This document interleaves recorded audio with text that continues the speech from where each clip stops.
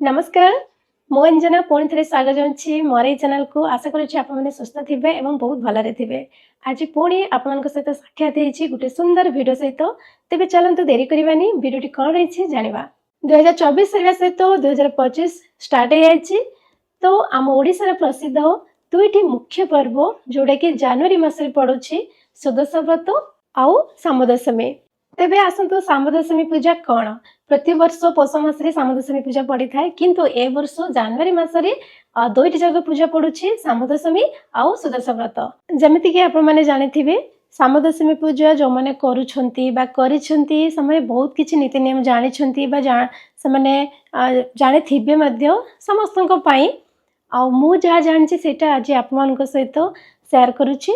जदि मोर किछि भूल त्रुटि रही थाए तेबे मते क्षमा करिवे और आपण मैंने कमेंट जरिए मत आहरी किसी नीति नियम विषय जानले मुझे जानी बहुत खुशी हेबी। जमिति कि आमे मैंने जानिछु प्रभु श्रीकृष्ण एवं माता जामवती पुत्र थिले श्याम्ब जी की छोट बेले थट्टा प्रयास करथिले प्रभु नारदों सहित जोटा कि प्रभु श्रीकृष्ण को जमा भी पसंद नथिला सेथिपय से तांको अभिशाप देथिले। से अभिशाप थिला कुष्ठ रोग एवं ता सहित श्याम को मध्य तारो से कुष्ठ रोग केमती से मुक्ति पाइबे तांकर उपाय मध्य से बतैथिले। ता सहित तांको 12 वर्षर कठिन तपस्या सहिबाको पड़िथिला। 12 वर्षर कठिन तपस्या परे श्याम कुष्ठ रोगरू मुक्ति पाइथिले और से जो दिन मुक्ति पाइथिले से दिन थिला पौष मास शुक्ल पक्ष दशमी तिथि। सेही दिन को आमे माने सामदशमी पालन करि आसुछु। सेही दिन ठु कळ हेताय न प्रत्येक मां निजर संतानर सुख समृद्धि पाई समाने एई ओषा पालन करिथांती। विशेषकर मां माने एई ओषा को पालन करिथांती एवं पिला मानकर जेते प्रिय खाद्य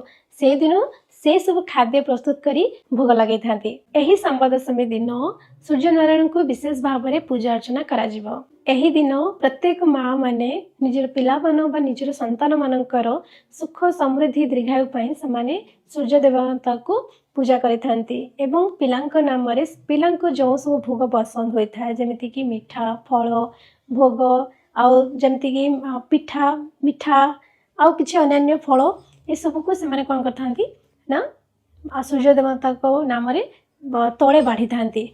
आ प्रभु सूर्य को किरण जोठी पड़े बा पड़ुथबा आपनक अगारे हो बालकनी रे हो जोठी भी पड़ुथाय सेठी बढ़ा जाए पिलांक नाम रे 10 प्रकार फल मिठा ये सब बढ़ा जाय थाए। सूर्य होउछंती सकल शक्तिर आधार तेणु सूर्य देवता को पूजा कले देह निरोग रुहे सुस्थ रुहे एवं पिला माने विशेषकर माँ मैंने जेहेतु पूजा करथांती माँ मैंने पिलांकर सुख समृद्धि पाई आ दीर्घ पे पूजा करथांती जहाँ फल सूर्य देवतांकर आशीर्वाद पड़े पिलांक ऊपर आ पिलामानकर देह सुस्थ रुहे। तो जेते बेले आपण माने सूर्य को पूजा करेंगे ये कथा प्रति ध्यान देवे कि सूर्य का किरण अगणारे हो बालकनी रे हो छात उपरे हो जो स्थान रे पड़े से स्थान को भल भाव लिपे देवे माने पुछे देवे भल भाव सफा करदेवे आ से जगार आप पूजा करेंगे। जमीती कि मुझे कहली सूर्य नाम जे आप भोग बाढ़े जो सूर्य किरण पड़ो से जगह को आप गोबर रे पुछे देवे। जदि गोबर आपंकर ना कि आप टाउन रे रोचंती आप गोबर पाऊना तो आप गंगा जल रे से जगह को भल भाव में पुछे देवे आउ सेठी ही भोग बाढ़िया चेष्टा करेंगे। तो भोग बाढ़ा पूर्व आप कौन करेंगे जो जगह आप लिपा पोछा कर रखि से जगह उपर मुरुज पकेबे सूर्य नाम रे मुरुज पकेबे। सेठी गोटे पीढ़ा रखिए पीढ़ा उपर नाली कपड़ा रखिए आउ गुआ को दुईटी गुआ हो बा गोटे गुआ हो आप माने नाली कपड़ा रखिए गोटे गुआ को आप माने हळदी पानी रे धोई ता ऊपर थुईदेवे। जितेबाला आप माने गुआ सेठी रखिए पीढ़ा उपर गुआ रे आप माने सिंदूर चंदन लगेबे हळदी मध्य टिके लगेदेवे एवं सूर्य नाम नहीं गुआ को स्थापना करेंगे। मंदार फूल हजे सूर्य देवतांकर अति प्रिय जदि आप माने मंदार फूल पाउछंती तबे मंदार फूल आनी सूर्य नाम रे सेठी पूजा करने निहाती रखिए। पीढ़ा सामने सूर्य नाम रे मुंडल कटा जाए बा झुटी आंका जाए सज झुटी आंका जीव सेठी ता ऊपर आप पिलांक नाम रे मिठा फल भोग एमती सब बाढ़ी देवे। और जो आप माने फल रखुचंती मिठा पिठा फल जो रखुचंती ताहा केमती रखिए कदली पत्र हो कि बैगन पत्र हो ता ऊपर आप माने रखी सूर्य देवता को भोग चढ़ाइबे। यापर आप कौन करेंगे सूर्य देवता को कंचा क्षीर रे अर्घ्य दि जाए तापर आप कौन करेंगे दीप धूप आरे आरती करी सूर्य देवता को पूजा करेंगे। जिते बड़े आप धूप दीप दौथे से आप सूर्य देवता को ओम धर्म देवताय नमः कही पुष्पांजलि देबे। तापर आप मैंने कौन करेंगे ना दंड करेंगे अर्थात प्रणाम करेंगे सूर्य देवता को जो आप भोग बाड़ी थे जो पीढ़ारे रखि थे सुपारी सी सूर्य नाम शेष करेंगे पूजा संपन्न है से गोटे प्रणाम करेंगे। तापर आप कौन करेंगे गोटे गिनारे हलदी पानी कर रखि थे से आप सूर्य को दर्शन करेंगे। एमती आम मैंने सूर्य देवता को पूजा कले सकल प्रकार चर्म रोग आमको मुक्ति मिलता है। सांब दशमी दिन दी प्रहरे आप कौन करेंगे ना आरिसा खीरी काकरा डालमा खिचड़ी ये सब मिठा पिठा फल मूल ये सब बन की सूर्य देवता को भोग बा प्रसाद चढ़ेबे एवं सूर्यास्त समय महाकाल नाम बुढ़ा चकुली बन आप भोग अर्पण करेंगे। जदि आप मैंने 3 टाइम भोग करि पारुना सूर्य देवता को तेबे आप कौन करेंगे ना सकाळे सब प्रकार भोग बन की मिठा पिठा चकुली डालमा खिचड़ी जहाँ भी आप मैंने काकरा जो बनाऊँच ताहा सकाळे थरे आप मैंने भोगरे लगेदेवे सकाळे आ मध्याह्न समय 2 थर लगे चेष्टा करेंगे। जदि आप मैंने घरे ठाकुर को पूजा करुछंती तेबे 3 धूपरे आप मैंने आरती करी ठाकुर को पूजा करेंगे। से दिन सूर्य गायत्री मंत्र आप मैंने जप करेंगे आ 3 थर आप मैंने भोग अर्पण करेंगे आ 3 धूपरे पूजा अर्चना शेष करेंगे। सूर्यदेव को सकाळे मध्याह्न एवं सूर्यास्त पूर्व 3 थर नमस्कार करा जाए सूर्य देवता मंत्र सहित। तेरे सूर्य देवता मंत्र कौन रही आसतु जानिबा। ओम भास्कराय विद्महे दिवाकराय धीमहि तन्नो सूर्य प्रचोदयात् ओम नमो नमः। ये मंत्र आप मैंने निहाती जप करेंगे। कहा कहा घरे उदय सूर्य को सकाळे मुहा आउ फल अर्पण करी पूजा करिथांती। एबे आसतु जानिबा सुदशा व्रत विषय। सुदशा व्रत प्रति वर्ष प्रारंभ बा शेष होता है। ए वर्ष माने 2025 वर्ष सुदशा व्रत जनवरी 9 तारिख में पड़ुछि। प्रत्येक ओडिया गृहिणी माने ए व्रत को श्रद्धार सहित पालन करती। माणवसा गुरुवार परी सुदशा व्रत मध्य माँ लक्ष्मीकर अति प्रिय होता है। से प्रत्येक ओडिया नारी माने श्रद्धार सहित निज मनोस्कामना पूर्ण करने ए व्रत पालन करती एवं माँ लक्ष्मी को संतुष्ट करने निजर चेष्टा जारी रखि था। सुदशा व्रत को कई घरे करिथांती किंबा मंदिर रे करिथांती। जो माने मंदिर रे करिथांती से माने घरे विशेष भाव में माँ को पूजा करिथांती। माँ लक्ष्मी को 10 संख्याटी बहुत पसंद से माँ को पूजा रे प्रत्येक नारी कौन करिथांती 10 की संख्यार समस्त जिनिस आनी तांको पाखरे अर्पण करिथांती। जेमिति कि 10टी फूल 10टी फल 10टी फल मिसा पणा 10टी गुआ 10टी पुरदिया मंडा पिठा आउ 10टी गंठी व्रतरे थिबा गंठी आउ कौन थाए 10टी बेलपत्र थाए। माँ को मूर्ति को पूजा करने सहित 10टी गुआ मध्य पूजा निश्चय हेबे। जहाँ को घरे 10टी गुआ रखी माँ को पूजा करिवार नियम रही से माने मध्य 10टी गुआ को रखी माँ को पूजा अर्चना करें। जहाँ को घरे 10टी गुआ रखी पूजा करिवार नियम नहीं से माने कौन करेंगे ना माँ के पाखे 2टी गुआ रखी निश्चय पूजा करेंगे और से 2टी गुआ लक्ष्मी नारायण नाम नामित होगा निहाती आवश्यक। माने लक्ष्मी नारायण नाम से 2टी गुआ स्थापन आप मैंने करी पूजा करेंगे। लक्ष्मी नारायण कि माँ लक्ष्मी हो से आप मैंने तले रखी पूजा करेंगे नहीं।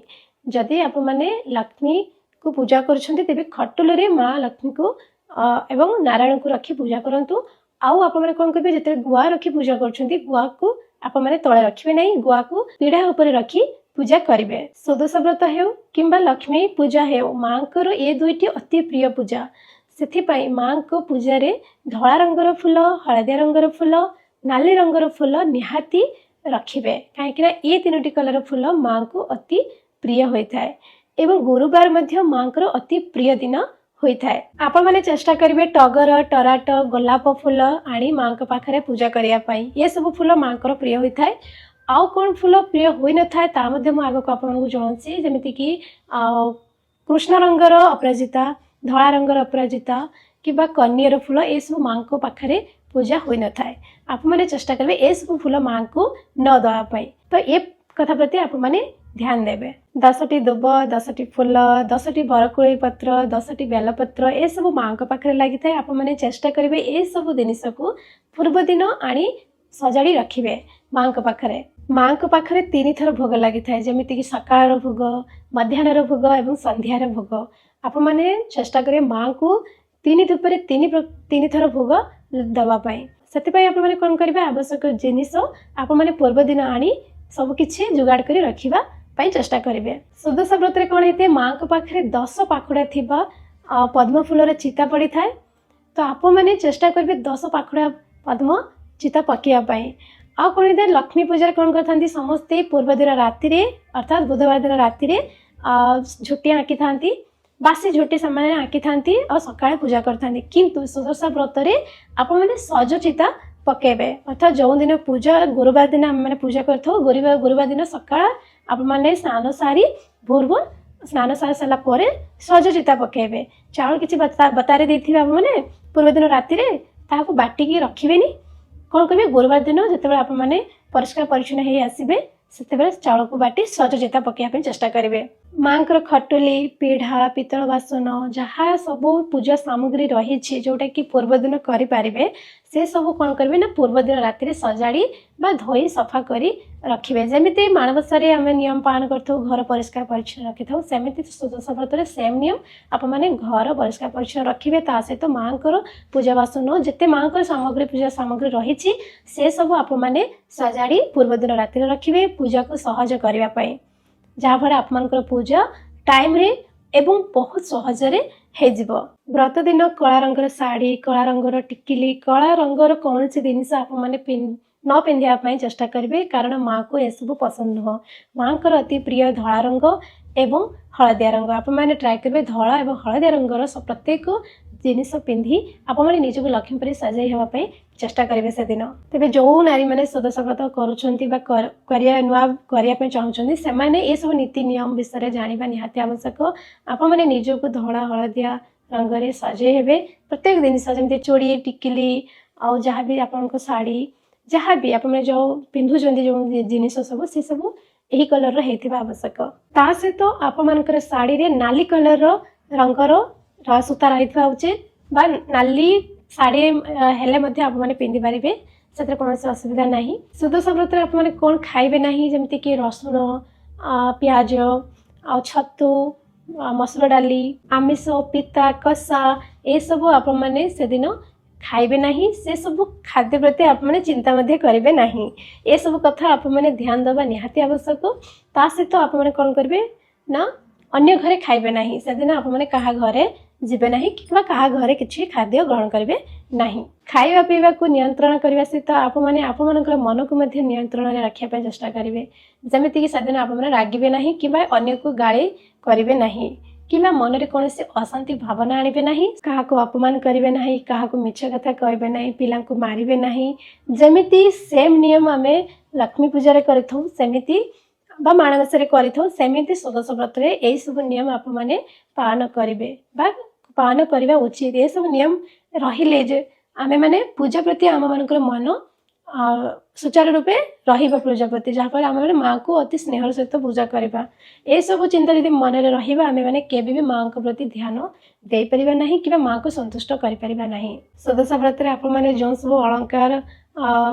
सब अलंकार पिंधि थे ग्रहण करेंगे से सब जिनस से दिन काढ़े ना कहीं आम जिते लक्ष्मी पर सजे हो माँ को पूजा करुँ से दिन माँ जमी सजे बसी आम घरे अच्छा आगे आम मैंने लक्ष्मी पर देखा जा उचित कहीं माँ को भी पसंद कि जड़े नारी गोटे लक्ष्मी पर रही आवश्यक। आप पूजा करेंगे और तोरण जाई सब काढ़ी रखिदे सेटा केबे भी माँ पसंद करती चेष्टा करेंगे गोटे दिन कथा आप मैंने सेमती रखापी निहाती भाव चेष्टा करेंगे।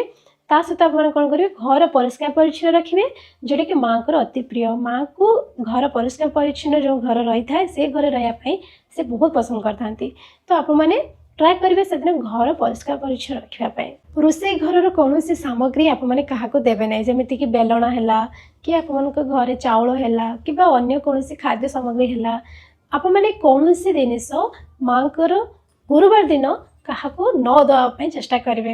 यह हेले कौन है ना घर लक्ष्मी ଛାଡ଼ି ପଳାଇ ଯାଆନ୍ତି ବୋଲି ବିଶ୍ୱାସ କରାଯାଇଛି ବା ଆଗରୁ ଆମେମାନେ ଶୁଣିଛୁ କି ଘରୁ ଗୁରୁବାର ଦିନ କୌଣସି ଜିନିଷ ଯଦି ଆପଣମାନେ ଅନ୍ୟ କାହାକୁ ଦେଉଛନ୍ତି ତେବେ ମା ଲକ୍ଷ୍ମୀ ଆମ ଉପରେ ରାଗି ଯାଆନ୍ତି ବା ରାଗିକି ଘରୁ ଛାଡ଼ି ପଳାଇ ଯାଆନ୍ତି ବୋଲି ବିଶ୍ୱାସ କରାଯାଏ। ଏମିତି ରହିଛି ପାରମ୍ପରିକ ଯେଉଁ କଥା ରହିଛି ସେ କଥା ପ୍ରତି ଆମେମାନେ ଧ୍ୟାନ ଦେବା ନିହାତି ଆବଶ୍ୟକ।